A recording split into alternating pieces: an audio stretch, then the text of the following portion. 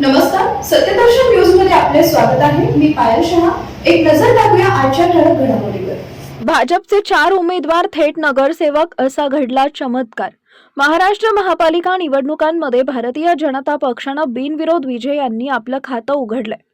राज्यात भाजपचे 4 नगरसेवक बिनविरोध निवडून आले, ज्यामुळे पक्षाला निवडणुकीपूर्वीच मोठं यश मिळालंय.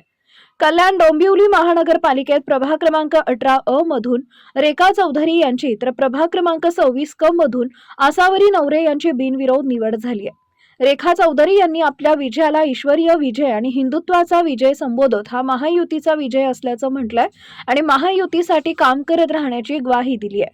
तर पनवेल महानगरपालिकेत प्रभाग क्रमांक 18 ब मधून नितीन पाटील हेही भाजपचे बिनविरोध निवडून आलेले नगरसेवक आहेत.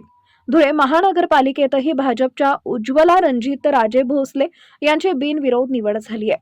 ज्यांनी नुकताच राष्ट्रवादीतून भाजपमध्ये प्रवेश केला होता, या सर्व विजयी उमेदवारांचे मुख्यमंत्री देवेंद्र फडणवीस आणि भाजपचे प्रदेशाध्यक्ष रवींद्र चव्हाण यांनी अभिनंदन केलं आहे.